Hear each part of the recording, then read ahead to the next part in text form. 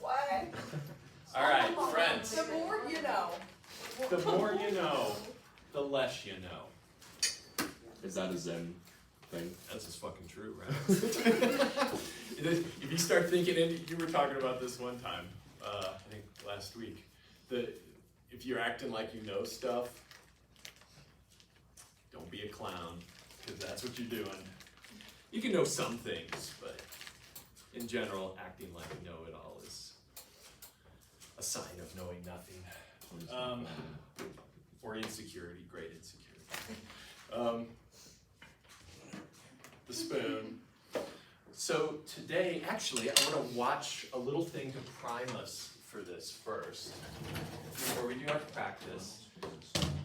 We haven't really read anything by Shunryu Suzuki yet, who is everybody with me? Yes. Not really.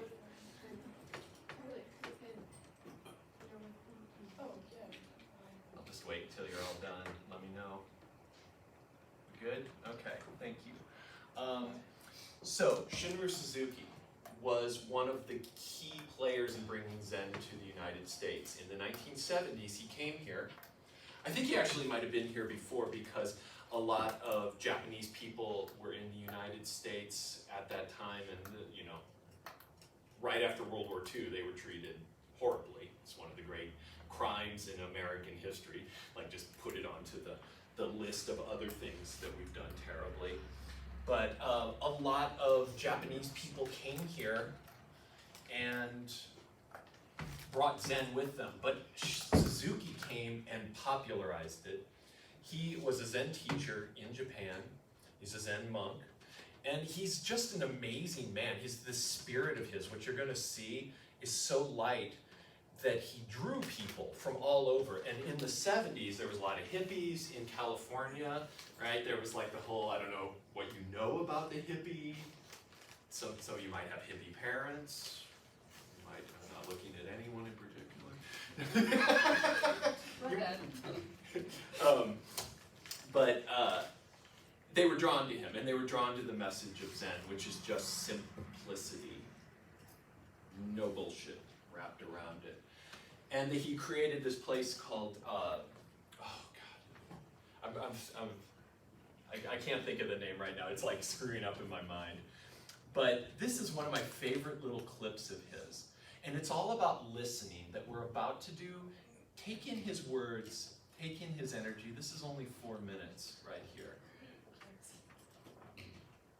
And hopefully we've got sound.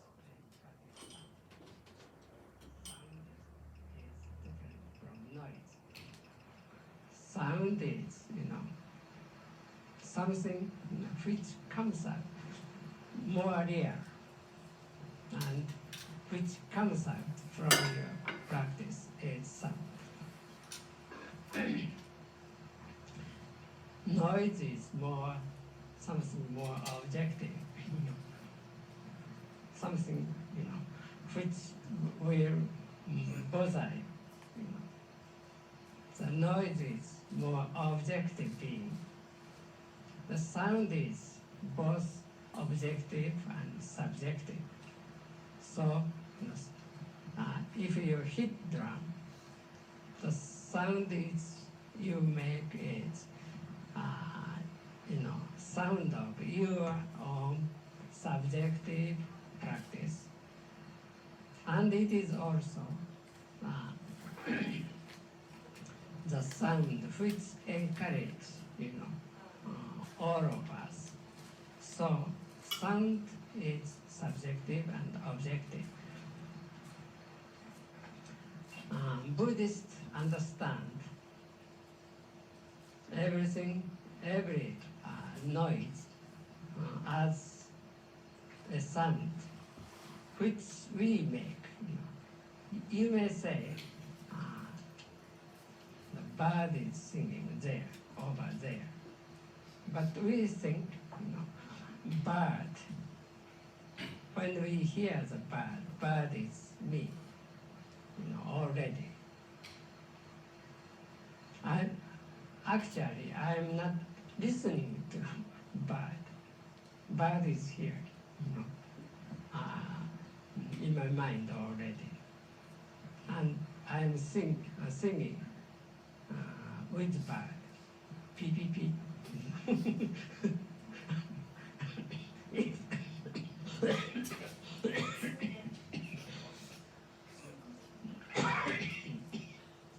If you think when you are reading something, if you think bird is there, blue jay is over my roof. Blue jay is singing, but their voice is not so good.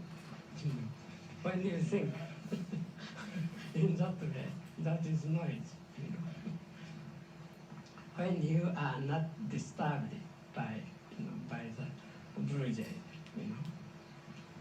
the blue jay will come right into your heart, and you will be a blue jay, and blue jay will reading something.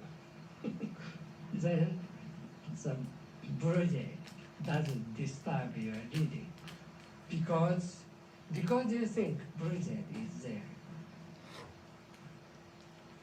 Blue jay should not be over my roof. When you think in that way, that is more primitive understanding of being. Why we understand things in that way is because of want of practice. When you practice Zazen more, you can accept things as your own, whatever it is. He's kind of a madman, but I love him. So he said Zazen, and Zazen is the practice we've been doing. It comes in a lot of varieties. We're doing one particular variety of it when we practice here together, and hopefully when you're practicing on your own. But notice what he was saying is that when we're irritated with something, we're putting a distance between ourselves and that something, when in fact that something is just us. The resonation of the bird's song can't happen without us hearing it. For us, personal experience. So let's let this be our blue jay for a little while. It's going to be quite a bell today, because the spoon knows no bounds. Are we recording back there? Yeah. Thank you, gentlemen. All right, let's do our opening practice. So we'll sit up.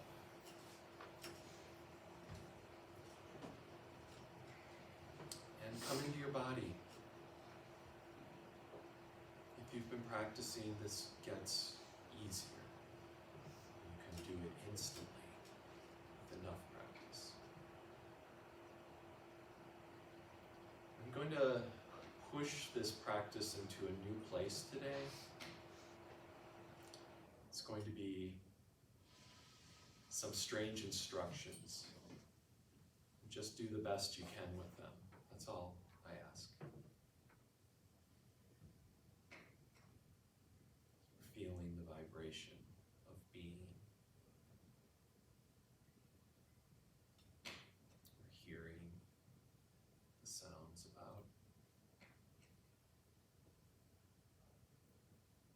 And if our eyes are closed, we are gazing into not darkness, but something.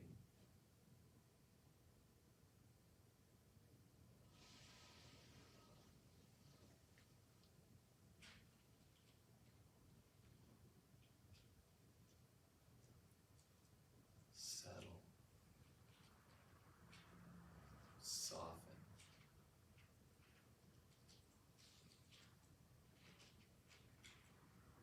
Let your breathing be easy.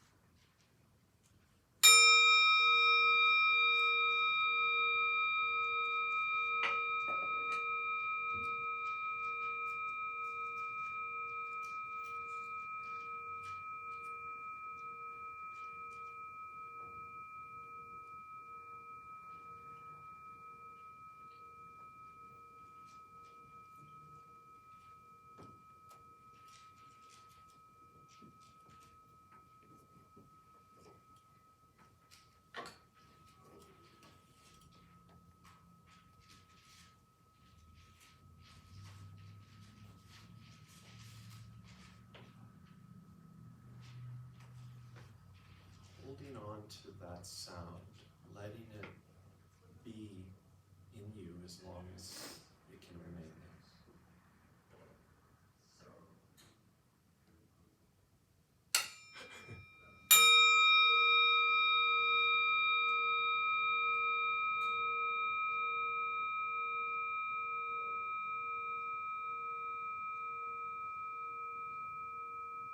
Letting sound fall.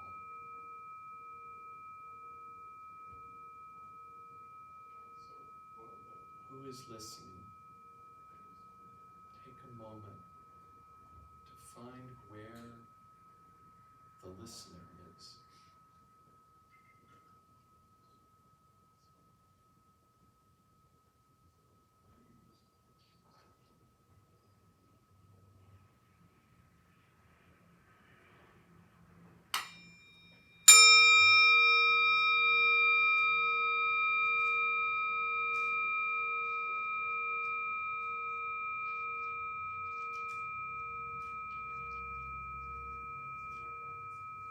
Is there a center?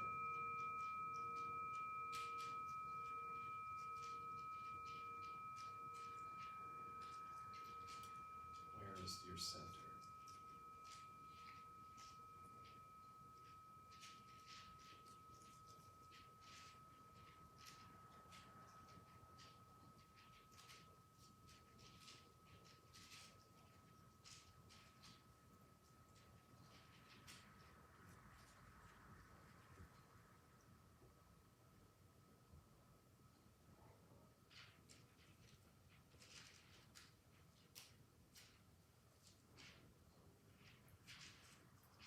Practice for today.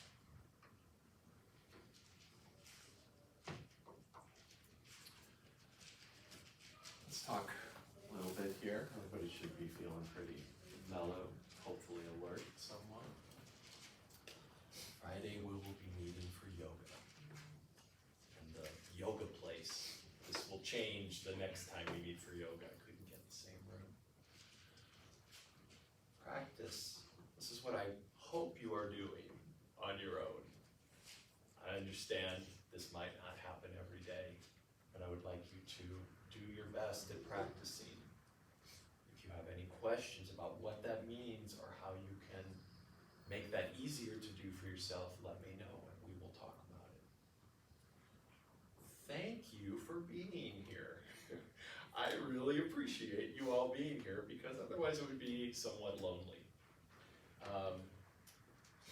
This class is Zen Lab, right? So like this class is all about being and doing. Being there, showing up, and doing it. And I'm not talking to most of the folks that are here. In fact, I'm talking to none of the folks that are here.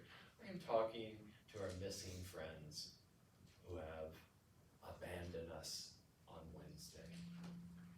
This is required, by the way, friends who have vamoosed. I had put up a yoga mat survey on World Class. If you could please just let me know if you need one. Mostly if you need one, just go in there and say, true, I need a yoga mat. I don't even honestly remember what the question was. I have a yoga mat or I need a yoga mat. Just answer true or false by noon tomorrow, because Kintra's gonna help me get the mats we need for practice on Friday.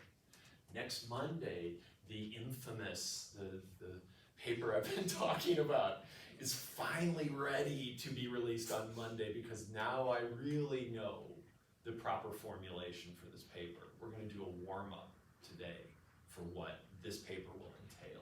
It's going to be awesome. I think you're going to enjoy this. I'm not trying to be ominous or weird or scare you or anything. I think this is going to be amazing.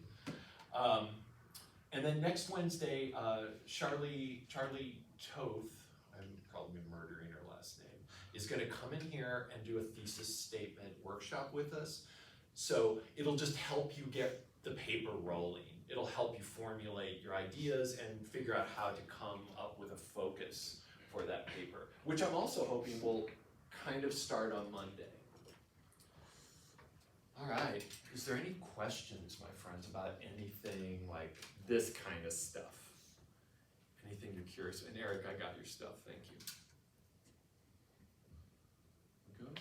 What kind of paper is it? Is it like a research? Yay! Yes. sorry, Quinn, I will take, so could you please introduce yourself to the friends who have not met you? Yes. Hi, my name is Kitra. I'm a senior here, and I'm a math education major, and I'm the TA for this class, so I'm glad I can finally be here. Yes, it is nice. And Kitra has finally made the arrangements in her schedule to be here with us more often. I don't know if Yeah. it's every Wednesday? Every or- Wednesday. Wow, Yeah. man, Starting at 10. So. so cool. Thank you. And she just rocked down the hall to get here. Are you just in this building right before it? Actually, they have math stats in Carroll, which is weird. Oh, that is weird. Yeah. Ah. We don't use the computers, so we just like push them out of the way because we're in a computer lab. Oh. Just takes a lot of time. But Yay, you're here. are you in that class? Because there's one other class in that classroom. I'm an intro to stats in the science hall, and we're in the computer lab downstairs. She's in You Sci might be. 137. You might be. Yeah, we're in the same room. There's no point. We're in the same room. There's no point. Computer stats, there's no point. So if you have, oh sorry, did you have more, sorry. No, she was just complaining about Oh. stats, and I'm like, it's kind of fun. You two should talk about this. Kitra is, if you didn't get to hear me embarrass her the first time we all met, I'll do it again, just to make sure you know that she is literally sunshine in human form. Is this true, Talia? Yeah, this is true. And I can tell she's, by your shirt. what is this? Thank you. Oh, yeah. Don't let her smile. You can tell by, yeah, I mean, you can tell by her smile. Yeah, absolutely. You guys are so nice.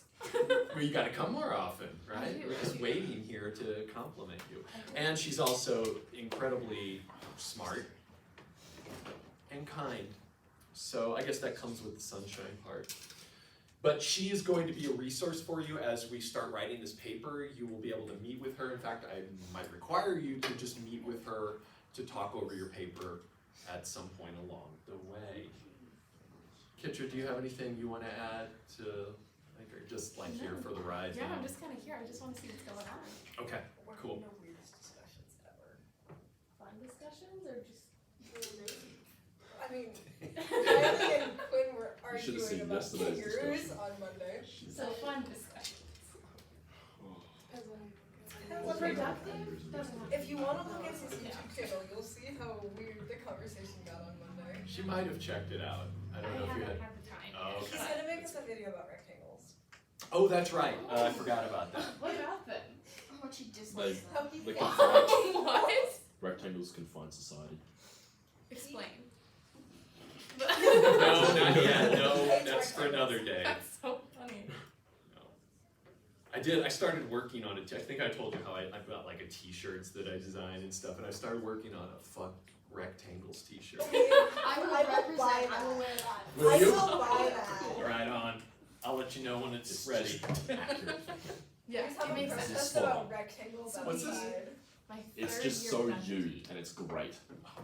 That should be our final project. We create a protest about rectangles for our final project. I was Your gonna say final- we design our own t-shirt, but that works too. That would be freaking awesome. Your final project is actually going to involve a non-verbal component.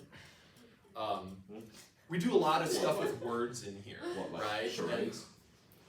I hope you're starting to get the sense that in Zen words are, Meaningless?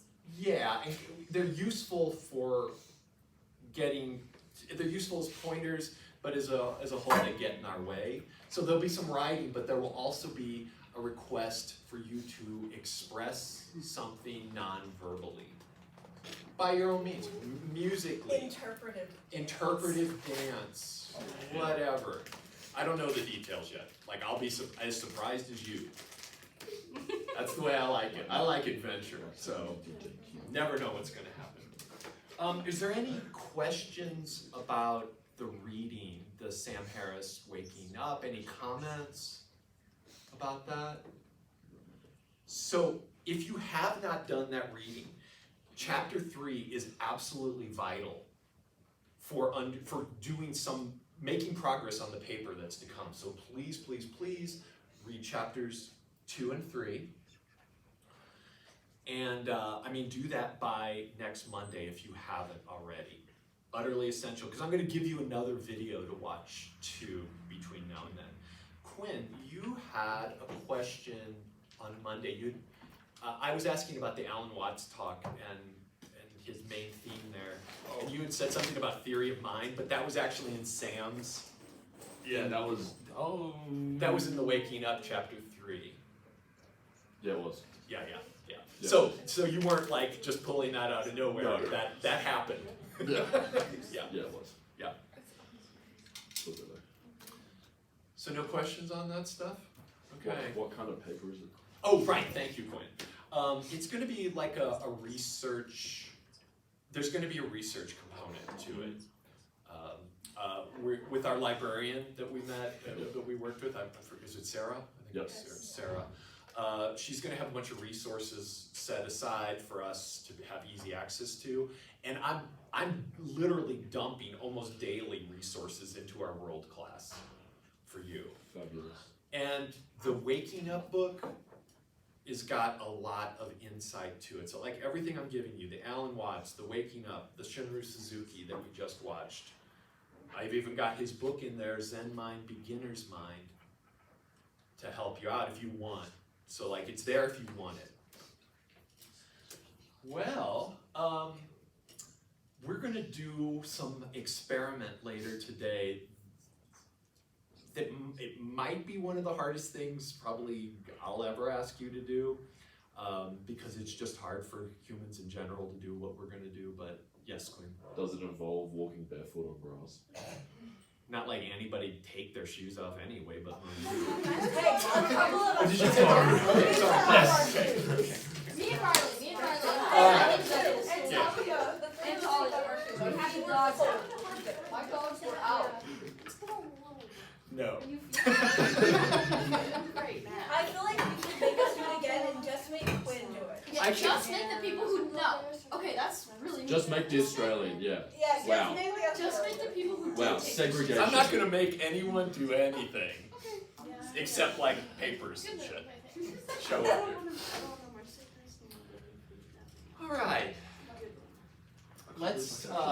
If there's nothing you want to talk about with the Sam Harris stuff, and Talia, I actually would like to talk to you just a little bit after class. I'm curious what's going on in your religion class as they trash Sam. Sam has been a huge influence in my life. I don't agree with everything Sam says. He's got some views I don't agree with remotely. But I think he is one of the great expositors of what Sam is trying to do is give people who aren't religious a way to contact the mystery of the universe. He's setting out a way. Here's a path that's basically Buddhist. Here's a route that we can strip all the myths and dogma from, and you can just figure out who you are on your own. Your laboratory is meditation. That is your tool, that is your telescope, that is your microscope, that is your lab when we practice. That's all you need. You don't need a book from anybody. You just need yourself and you need to practice. Without the practice, it becomes very challenging and almost impossible. Because we sometimes we can easily confuse ourselves and believe that we're not thinking and that we're just being. Most of the time we're fooling ourselves. Has anybody noticed your mind becoming noisier as you start to do this practice? Has anybody noticed that? Like, yeah, you have? That's good. If you start to detect like, oh my God, this meditation stuff is making my mind worse, you're doing the right thing. Because all you're realizing is how fucking noisy your head is anyway. So the quieter you get, the noisier this madness, the dialogue, I'm gonna go, I wonder what's in that cup. Like literally narrating your life to yourself. When you say that stuff out loud, if I walk around talking out loud, like, I'm gonna go get my cup. Tea is good. Cool, I wonder what they're laughing at. If I'm saying this stuff out loud, I look like a madman. But we're all saying it inside ourselves, right? You're walking around, every one of us right now is like, hey you, who are you talking to? Who's listening? Who's listening to your nonsense in your head? Now you're just directly quoting chapter 3. Yep. That's right. So if you haven't read chapter 3, read it. Sam lays out a pretty awesome argument about it. That's my favorite part of chapter 3. But there's much more in there. Okay, so hold on, let's see here. A little bit. Okay. A little bit of third person, three-dimensional trick. I gotta log into World Class. Oh no, I gotta get my email.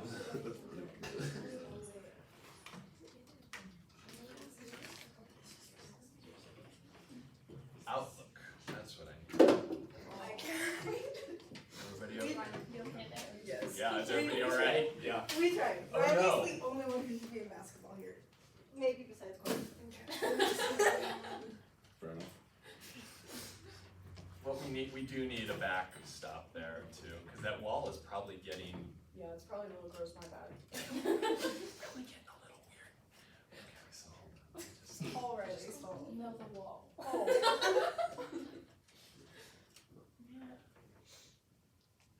oh God, Regis, why are you so? I don't need to reset my password. No, I don't. You're a liar. Okay. Okay. Why are you? So I've now got to find this video by using the clues I laid for myself. Yeah, fuck it. We'll watch this other one. Yeah. Okay. So this is a TED Talk by a neuroscientist who had a stroke. Have you seen this, Kitra? Do you know? I don't think so. Oh, okay. She was like a surgeon, a neurosurgeon, and she started to have a stroke. And I read this book. It's an incredible book. It's called Stroke of Insight. And she's like, oh my God, I'm having a stroke. And she knew what all the symptoms were. She's like, oh, there goes that. Oh, now that part of my brain is shutting down. So she's watching the stroke happen. And it completely changed everything about who she thought she was and what actually her entire character. Stroke of Insight TED Talk. I'm casually dying and I know exactly what's happening. What is it? Well, I guess YouTube isn't going to help. What is doing to Karma?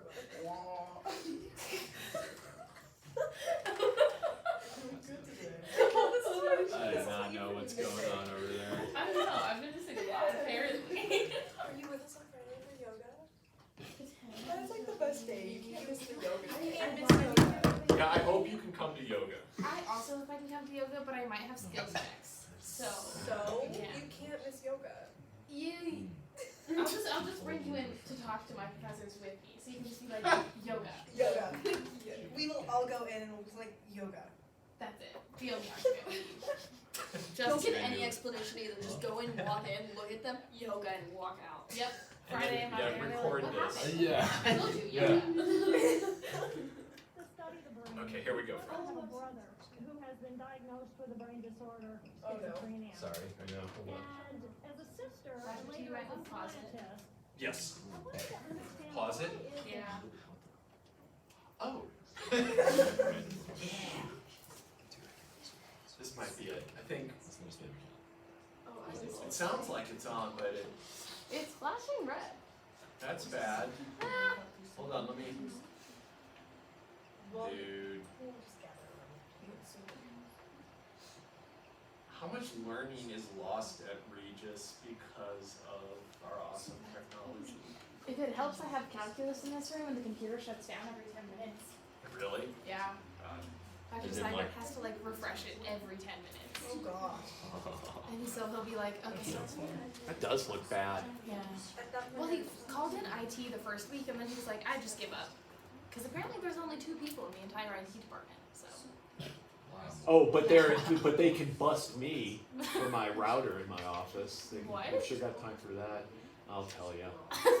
Just got in trouble again last week. Are you serious? What's with you again? How often do you get in trouble? Well, you know about the first one. You know about the first one. We all know I about like the the first smile one. from the corner over there. Best What? first impression. At least it was taken well. ever. You know, you weren't just like, oh my god, how terrible. Shay is so cool and kind and understanding. This might have been last name. Oh. Okay. If this can't happen, we'll just have to go to our experiment. Oh, something. Yeah, there we go. We can Blow all me just up. gather The bulb around is your blow me up. computer. This is true. We can do. I liked how we were sitting on Monday, where we were all just kind of like together. That was awesome. Recreate that arrangement. Yeah, that's a sweet arrangement. It beats the big circle that a lot of people do. I'm sure you're in classes where you all circle, get in the big circle. All right, let's see if we can hear this.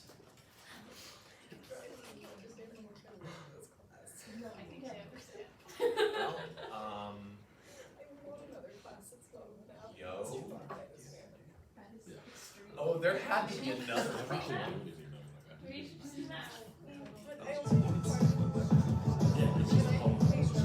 Gross. It's fun. It's really fun. I can take math and then I can help you. And it's And neat then- crystal. For real. But then you go on All right. And we have I some. grew up to study the brain because I have a brother who has been diagnosed with a brain disorder, schizophrenia. And as a sister and later as a scientist, I wanted to understand why is it that I can take my dreams, I can connect them to my reality, and I can make my dreams come true. What is it about my brother's brain and his schizophrenia that he cannot connect his dreams to a common and shared reality, so they instead become delusion? So I dedicated my career to research into the severe mental illnesses, and I moved from my home state of Indiana to Boston, where I was working in the lab of Dr. Francine Bennis in the Harvard Department of Psychiatry. And in the lab, we were asking the question, what are the biological differences between the brains of individuals who would be diagnosed as normal control, as compared with the brains of individuals diagnosed with schizophrenia, schizoaffective, or bipolar disorder? So Sorry, I just gotta make sure this is the right talk because it doesn't seem like it. No, it is. Okay, good.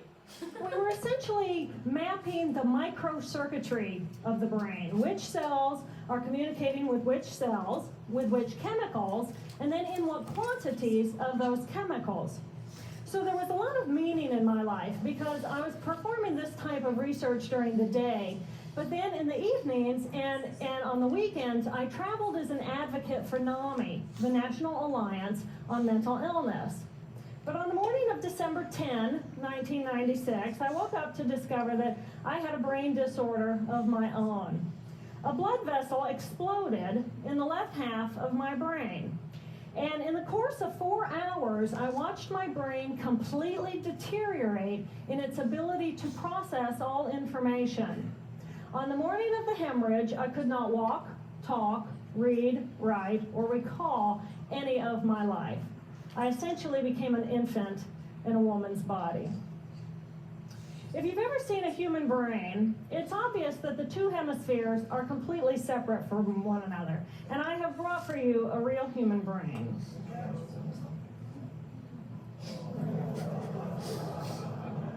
Thank you.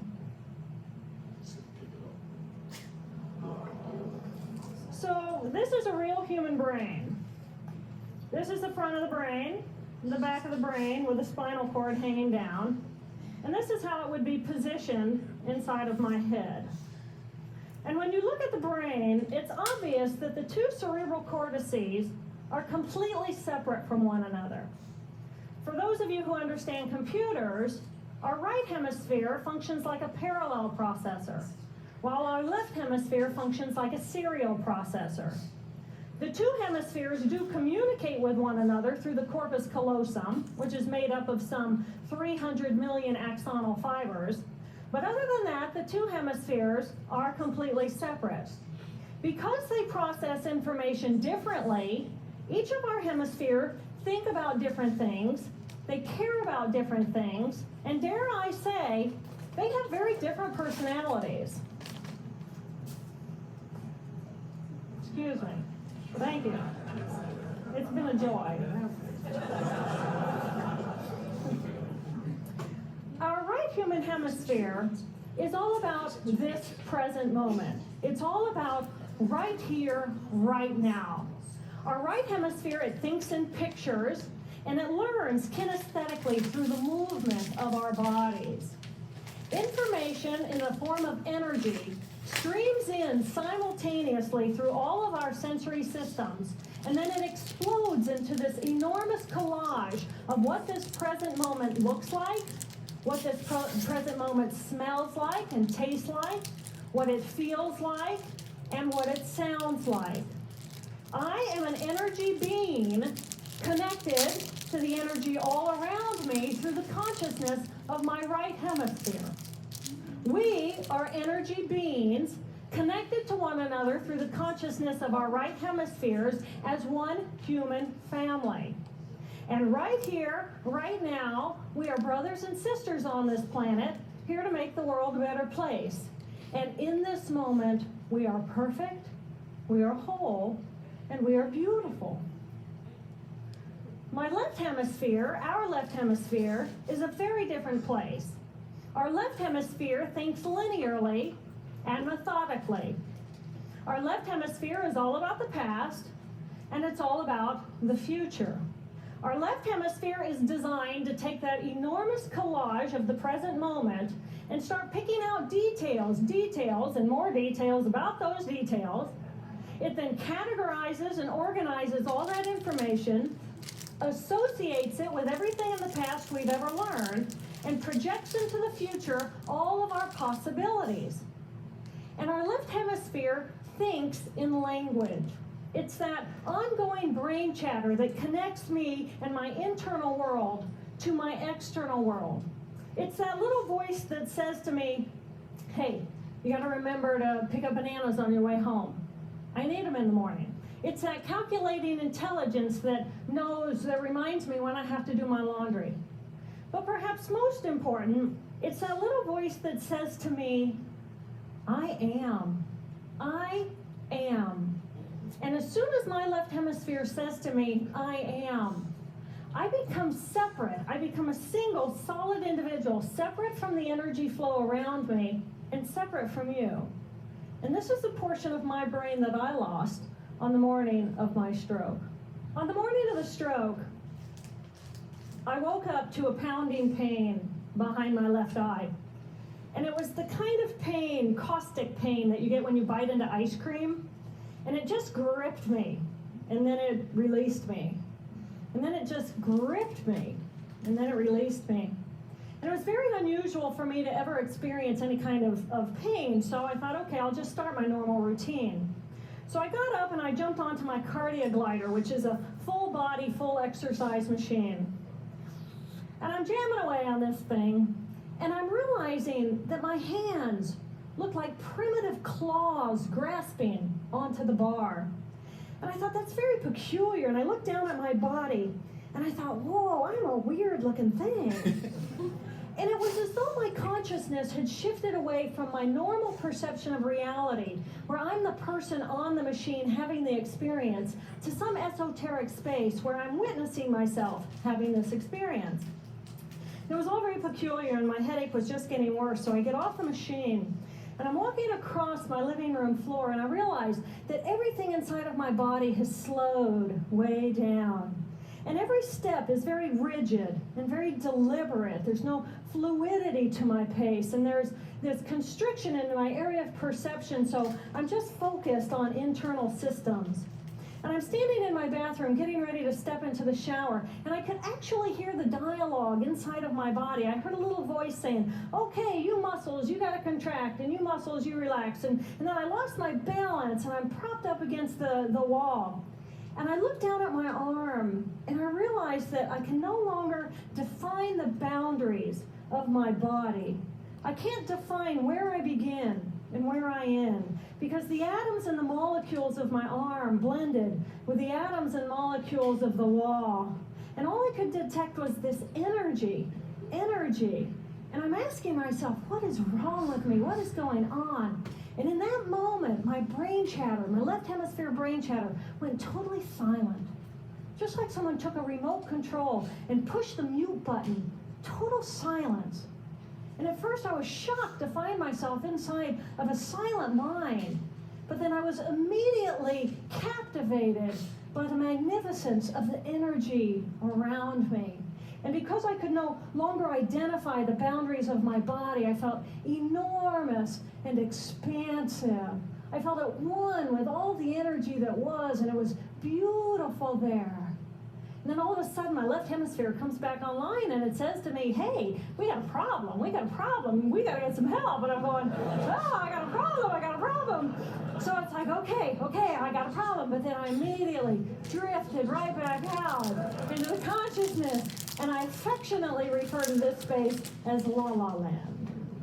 But it was beautiful there. Imagine what it would be like to be totally disconnected from your brain chatter that connects you to the external world. So here I am in this space, and my job and any stress related to my job, it was gone. And I felt lighter in my body. And imagine all of the relationships in the external world and any stressors related to any of those, they were gone. And I felt this sense of peacefulness. And imagine what it would feel like to lose 37 years of emotional baggage. Oh, I felt euphoria. It was beautiful there. And then again, my left hemisphere comes online and it says, hey, you've got to pay attention. We've got to get help. And I'm thinking, I got to get help. I got to focus.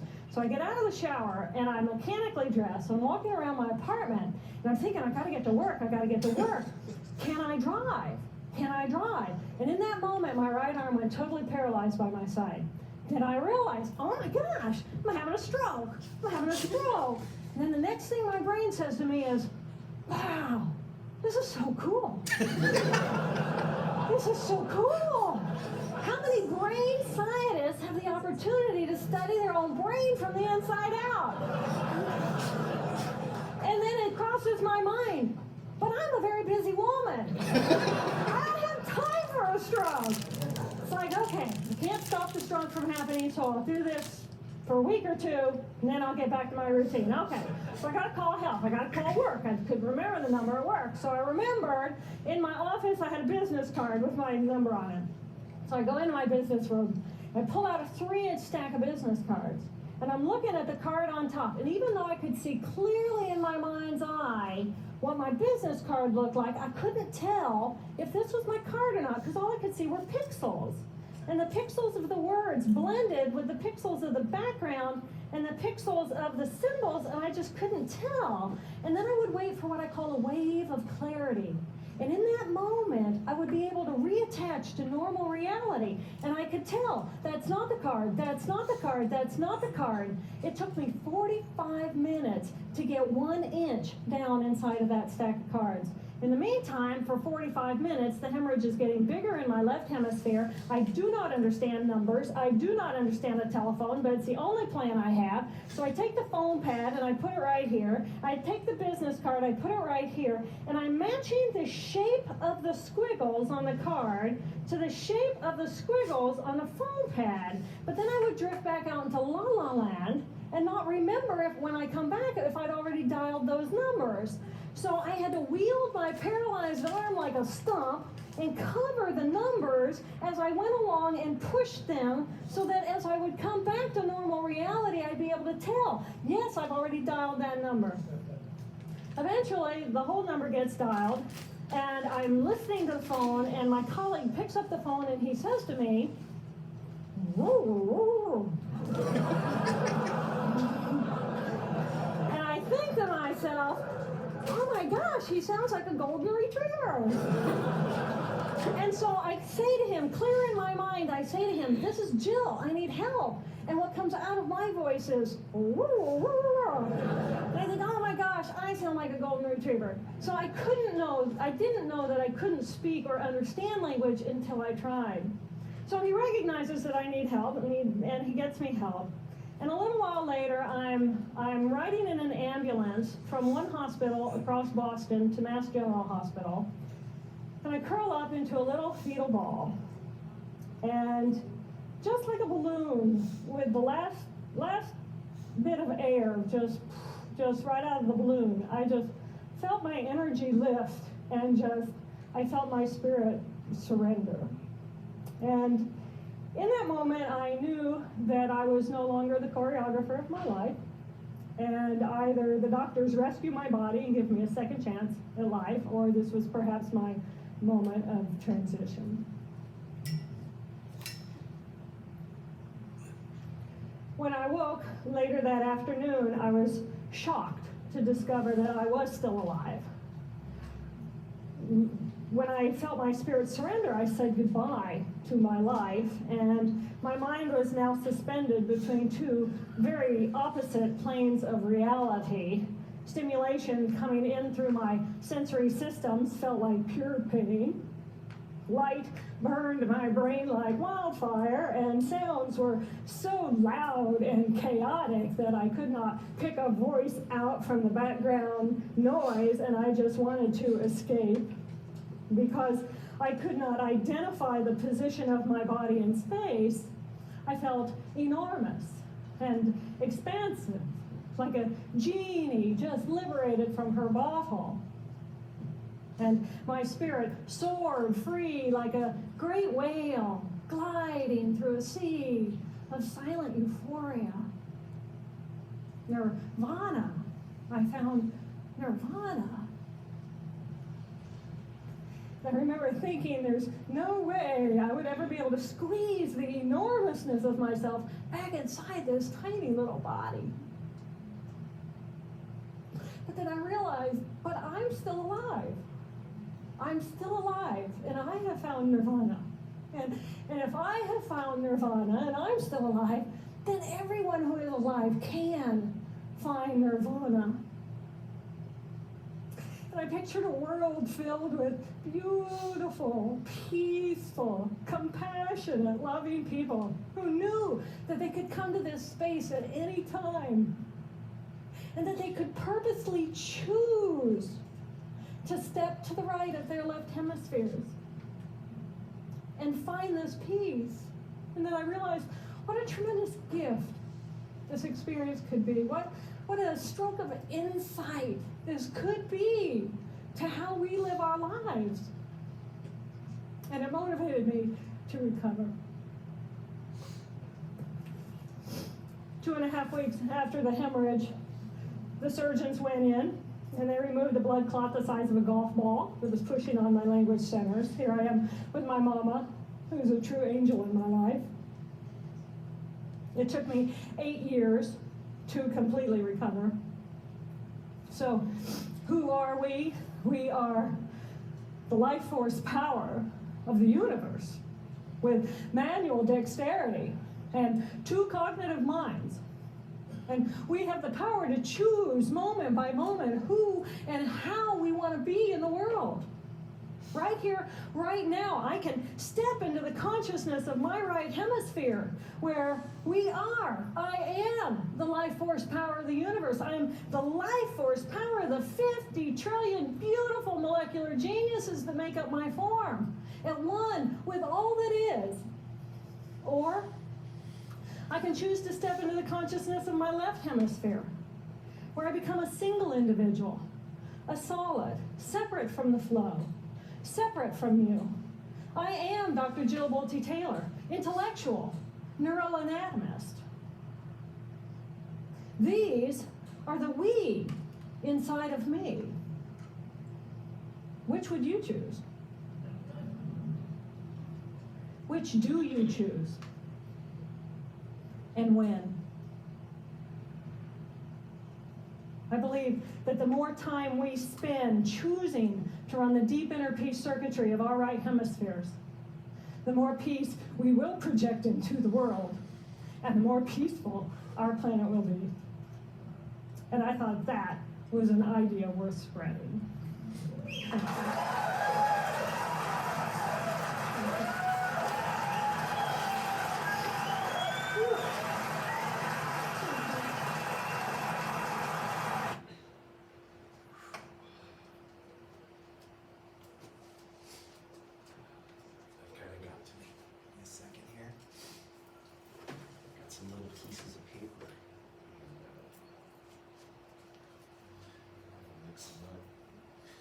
will be pleased to know these aren't rectangles. Oh.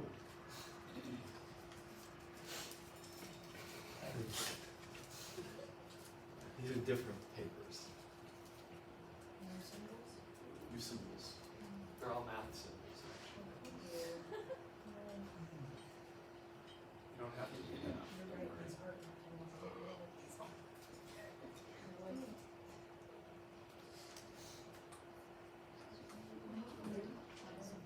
Thank you.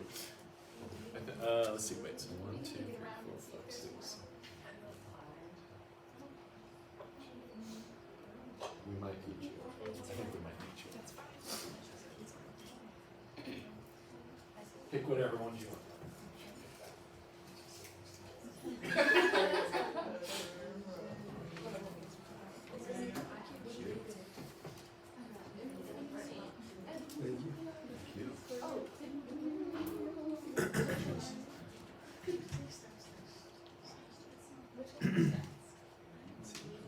Oh, an E. Yeah. You are awesome.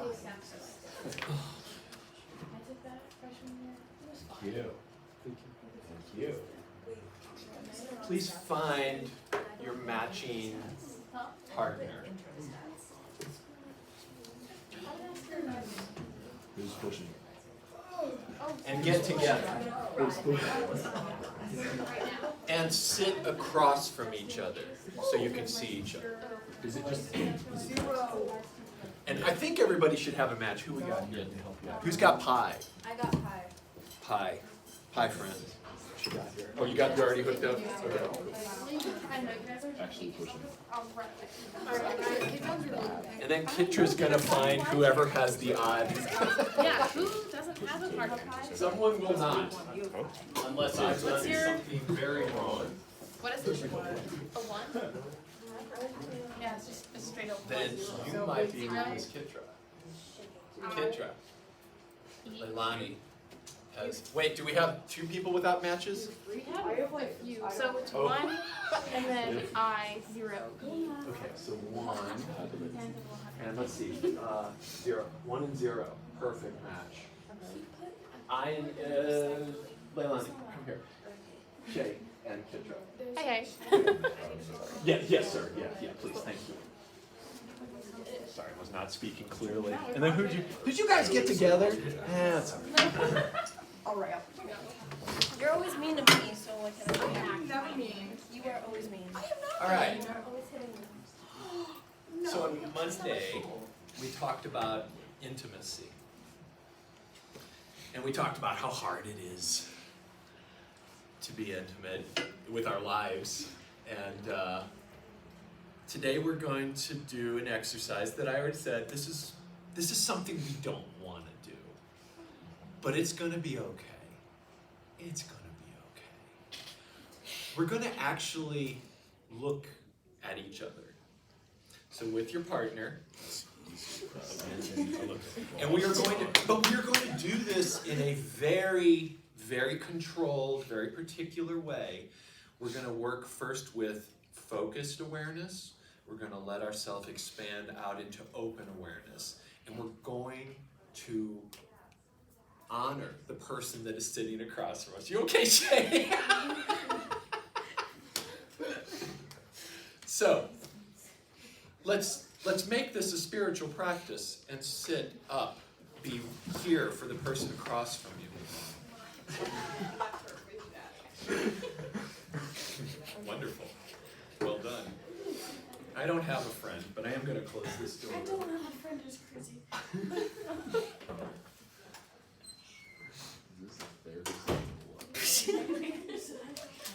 All right, my friends. So we only got 10 minutes. Let's just do this. Which might be like, yay, we only have 10 minutes. So good to know. Okay, so sit up like we're going to practice like we do at the beginning of class. And close your eyes first. You'll like this. Your eyes are closed. And come into your body.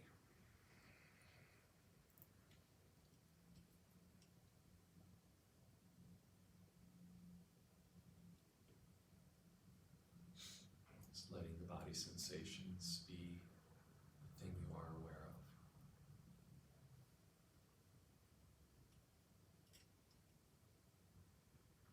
of. Noticing the space in front of your eyes.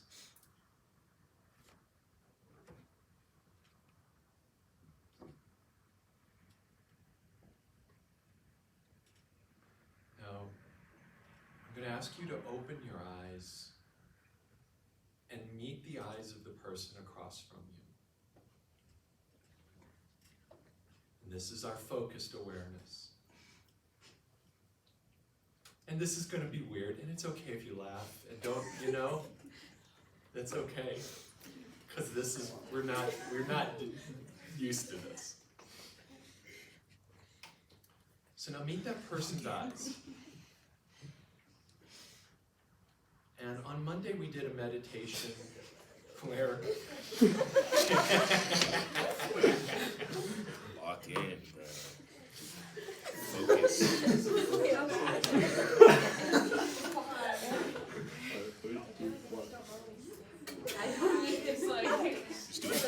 Just do a poker face. but let's keep the words out of our way though. We can laugh, we can express ourselves. Let's not talk about this experience. But laugh your ass off.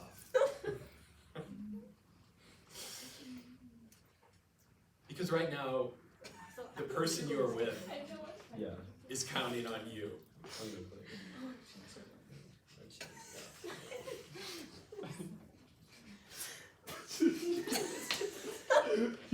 And the more we talk and laugh, the longer this is going to take. So it's okay. But I'm waiting for everybody to settle. It takes a while. Oh, that worked. Oh, I want to get out of here. I got it. So this person across from you has lived, up until this moment, all sorts of pains. Think about the suffering you've gone through in your life and acknowledge this in the other person. Acknowledge how hard it is to live and how hard it is to be here doing this right now and know that they are right there with you. You are using focused awareness now as you meet this person's eyes. I'm going to ask you now to soften your gaze and keep the person's eyes in view, but let your view widen to their face, to the background. See if you can view this person and the background in the same measure. Ever been to an art museum where you looked at a piece of abstract art? That's what we're doing right now. Soften. Relax.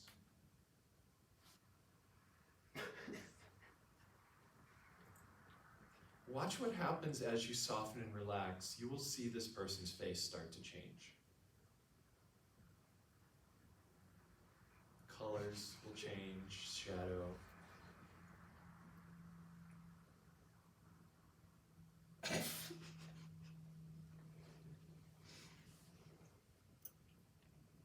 it's all good to laugh. I'm glad we're getting some laughter in this morning. Soften more. Become aware of the room.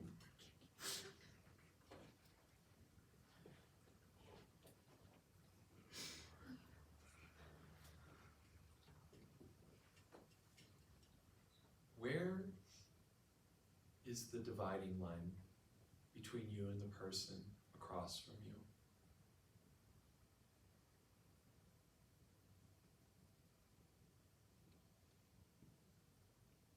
Right now, all you see is another face. You do not see your own.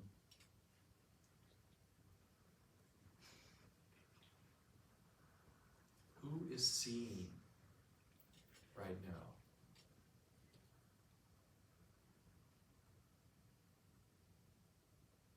Who is being seen?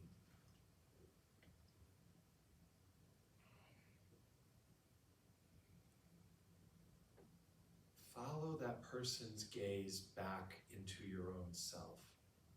They are looking. What are they looking at?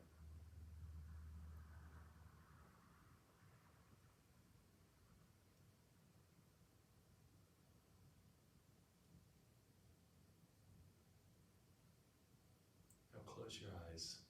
You've done well. And I want us to end with a little loving kindness toward the person who just endured this god-awful experience with you. So thinking of the person whose eyes you just gazed into for an uncomfortably long period of time. Bravo, by the way. I'm really proud of all of you, because this is hard. Think of this person and all the struggles they've been through, and all the struggles to come, and let your heart open for them and how hard this life is. Offer them in your heart wishes of well-being. You have no idea where they've been. They have no idea where you've been, but it hasn't been easy. So send them wishes of love in whatever language you have in your heart and mind.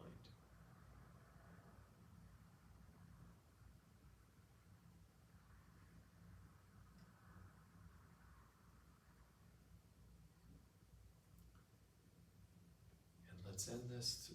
Open your eyes and thank the person across from you for going into the darkness.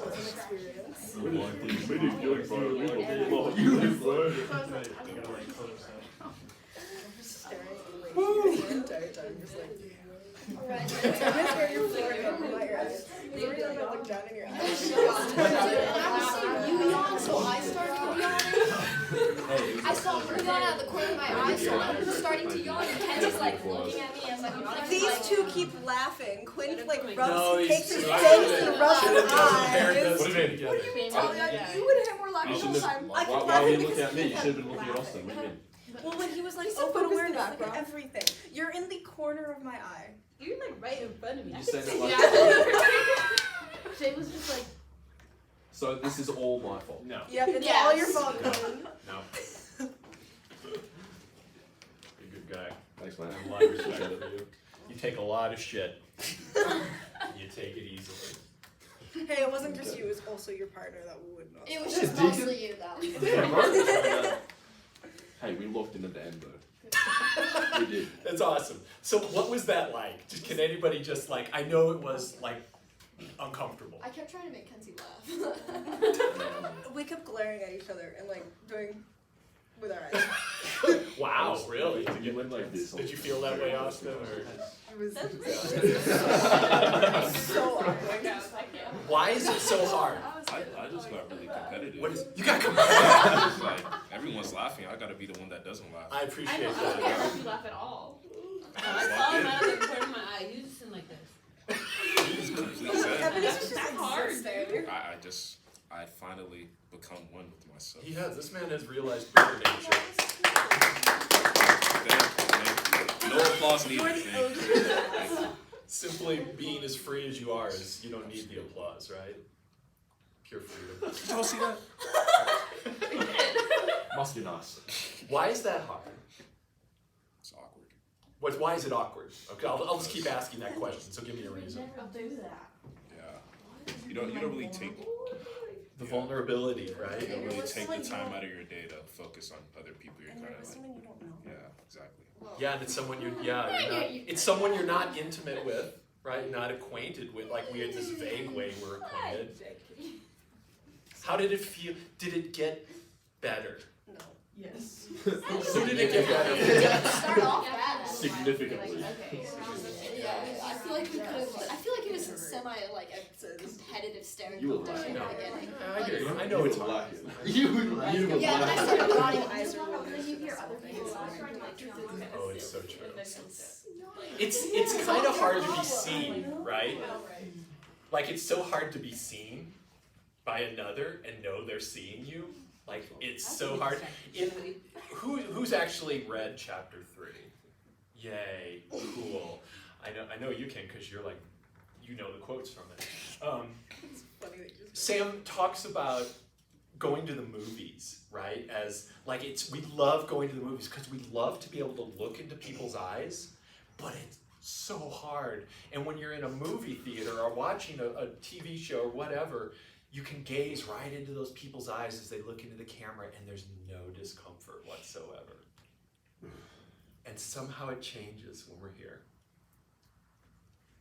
All right, thank you, my friends. Yoga, required yoga Friday. Fill out the